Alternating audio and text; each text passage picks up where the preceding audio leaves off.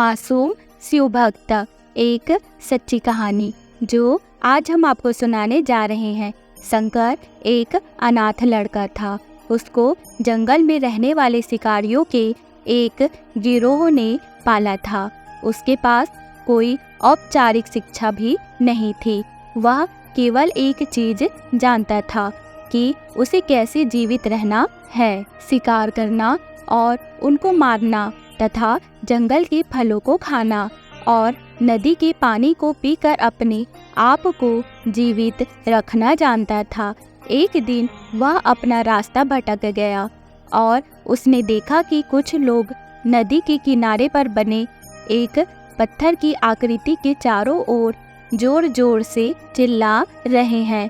कुछ लोग उस पर फूल, फल और नारियल चढ़ा रहे हैं। शायद उसने सोचा यह कोई मकान होगा जिसमें लोग रहते होंगे, पर यह एक प्राचीन मंदिर था। लेकिन शंकर ने इसे पहले कभी नहीं देखा था, पर इसके बारे में जानने के लिए वह काफ़ी उत्सुक था।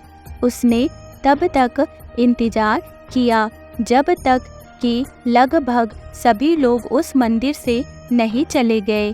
अंत में उसने एक युवा लड़के को पत्थर की इमारत से बाहर आते देखा और उससे बात करने का फैसला किया और शंकर ने उससे अपने मन में आए कई सवाल पूछे। उसका पहला प्रश्न था, इस इमारत को क्या कहा जाता है?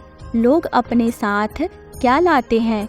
फिर उन चीज़ों को अंदर वाली इमारत में क्यों छोड़कर वापस आ जाते हैं? चीज़ों को अपने साथ लाना और उन्हें अंदर छोड़कर वापस चले जाने पर वह लड़का शंकर की अज्ञानता व मासूमियत पर बहुत हैरान था और उसके सवालों से चकित भी था। पर यह वह नहीं जानता था कि वह पास के जंगल में रहता है और शिकार करके ही अपना जीवन यापन करता है। लेकिन फिर भी उसने उसके सवालों के जवाब देने की पूरी कोशिश की। उसने शंकर को बताया, यह भगवान शिव का मंदिर है। लोग यहाँ उन्हें फल और फूल चढ़ाने आते हैं। वे शिव भगवान से जो चाहते हैं वह मांगते हैं और शिव भगवान उनकी सभी की प्रार्थनाओं को सुनते हैं। यह सुनकर शंकर तुरंत मंदिर जाना चाहता था। लड़के ने उसे अंदर का रास्ता दिखाया और शिवलिंग के बारे में बताया। शंकर ने मासूमियत से लड़के से पूछा, यह शिवलिंग क्या चीज़ है और हमें क्या देता है? लड़के ने बताया, हम शिव भगवान से जो मांगते हैं वह हमें दे देता है। हम सब ऐसा मानते हैं।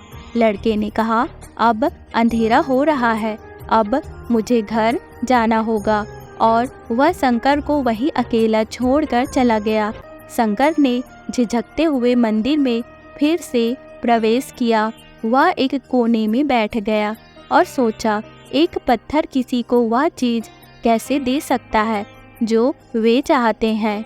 इसीलिए उसने इसका परीक्षण करने का फैसला किया और उसने पत्थर की प्रतिमा से कहा, हे शिव, कृपया मुझे पर्याप्त शिकार करने दे ताकि मैं भूखा ना रहूं।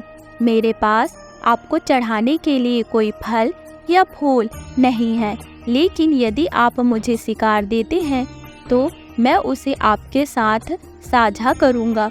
मैं वादा करता हूँ कि मैं आपको धोखा नहीं दूंगा। उसने घोषणा की। अगली सुबह शंकर शिकार करने गया। उसने पूरे दिन शिकार की तलाश की, लेकिन उसे कोई शिकार नहीं मिला। वह भूख से तिलमिला रहा था। वह काफ़ी निराश हो गया क्योंकि उसे कोई शिकार नहीं मिला था। दोपहर हो चुकी थी। अब उसे लगने लगा कि मंदिर के लड़के ने उससे झूठ बोला था। फिर भी उसने शिकार जारी रखा। जैसे ही शाम हुई, उसने 2 खरगोश को अपने बिल में से आते देखा। शंकर ने उन खरगोशों को मार डाला जो कि उसने शिव भगवान से वादा किया था कि वह अपने शिकार को साझा करेगा। वह मरे हुए खरगोशों में से एक के साथ मंदिर गया। देर हो चुकी थी। और मंदिर सुनसान था। शंकर ने मंदिर में प्रवेश किया और जोर से कहा, कृपया आओ और अपना हिस्सा ले लो प्रभु, आपके लिए मैं लाया हूँ। वह वहाँ बैठ गया और अंधेरा होने तक प्रतीक्षा करने लगा, लेकिन भगवान प्रकट नहीं हुए। शंकर को भूख और नींद आने लगी और उसने खरगोश को मंदिर में छोड़ने का फैसला किया। अगली सुबह जब लोग मंदिर पहुँचे तो उन्हें शिवलिंग के सामने मरा हुआ खरगोश मिला। भक्त बहुत परेशान थे। यह यहाँ कौन लाया है? उसने हमारे मंदिर को अपवित्र करने की हिम्मत कैसे की? उन्होंने खरगोश को बाहर फेंक दिया। अगले दिन शंकर अपनी भूख मिटाने के लिए जंगल में शिकार करने गया, लेकिन इस बार उसकी किस्मत अच्छी नहीं थी और उसे शिकार भी नहीं मिला। उसने सोचा, आज रात को मंदिर जाना चाहिए और भगवान शिव से पूछना चाहिए कि उनको खरगोश का भोजन कैसा लगा। शंकर यह पूछने के लिए मंदिर गया।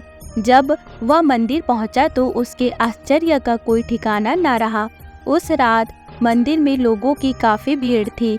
शिवरात्रि की रात थी, लेकिन अबोध शिकारी लड़के को इस बारे में कुछ भी पता नहीं था।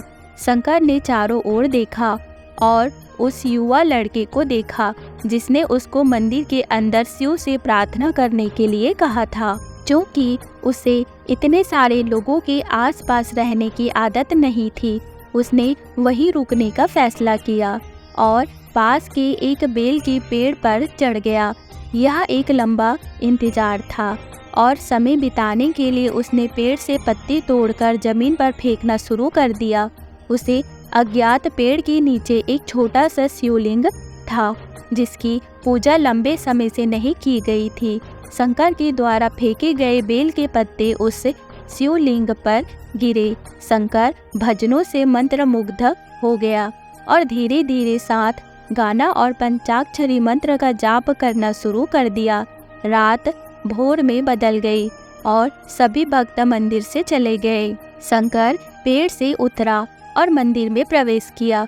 उसने देखा कि शिवलिंग की आंखों पर लाल निशान थे।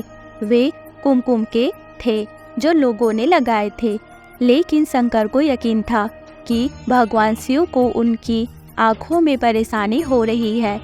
उसने भगवान शिव की खेदजनक स्थिति के रूप में जो कुछ भी महसूस किया, उसके लिए उसे बहुत दुख हुआ। वह उनकी मदद करना चाहता था। उसने सोचा, शिव भगवान यहाँ अकेले रहते हैं और बीमार होने पर उनकी देखभाल करने वाला कोई नहीं है। जब तक भक्त उनसे मिलने नहीं आते, उन्हें भोजन भी नहीं मिलता। शंकर ने एक रात पहले भक्तों को शिवलिंग पर जल चढ़ाते देखा था। प्रभु को ठंड लग रही होगी, शायद वे कांप रहे हैं। उसने सोचा, आखिरकार वे केवल पत्तियों से ही ढके हुए हैं। तो उसने भगवान शिव से पूछा, मेरे स्वामी, मैं आपकी क्या मदद कर सकता हूँ? शायद कुछ खाना या दवा। मैं आपकी सेवा कैसे कर सकता हूँ? भगवान शिव ने उसे कोई उत्तर नहीं दिया। शंकर ने सोचा, भगवान वास्तव में बहुत बीमार है, क्योंकि वह अब उत्तर देने में भी असमर्थ है। वह तुरंत जंगल में गया, कुछ औषधियाँ जड़ी बूटियों को लाया और लाल निशान पर उनका लेप लगाया, लेकिन कुछ भी नहीं हुआ। उसने कहा, लगता है कि ये अंधे हो गए हैं। मुझे प्रभु को अपनी एक आँख देनी चाहिए ताकि वह ठीक हो जाए। यह निश्चित रूप से उन्हें खुश कर देगा। उसका दिल पवित्र था और उसने वहाँ शिव के हाथ में रखे त्रिशूल को उठाया और त्रिशूल को अपनी दाहिनी आँख की ओर ले गए और अपनी आँख को निकालने का प्रयत्न किया। शंकर अनपढ़ था, उसे मंत्रों या पूजा के उचित तरीकों का कोई ज्ञान नहीं था, लेकिन उसकी भक्ति की कोई सीमा नहीं थी। जैसे ही वह अपनी आँख निकालने वाला था, भगवान शिव अपनी पत्नी पार्वती के साथ प्रकट हुए। उन्होंने पार्वती माता से कहा, इस भक्त शंकर ने अनजाने में ही शिव रात्रि पर उपवास किया, बेल के पत्तों से मेरी पूजा की और साबित किया कि उनका दिल बेदाग व पवित्र है। मैं अपने इस भक्त पर काफ़ी प्रसन्न हूँ। शिव भगवान ने शंकर से कहा, तुमने मुझे अपनी मासूमियत के कारण जीत लिया है।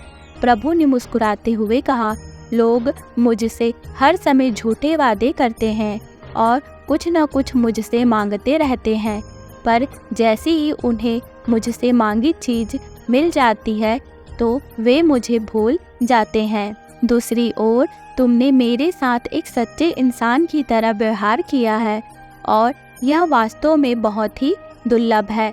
अब से तुम मेरे इस संसार में सबसे बड़े भक्त माने जाओगे और तुम्हारा नाम मेरे साथ सदा जुड़ा रहेगा।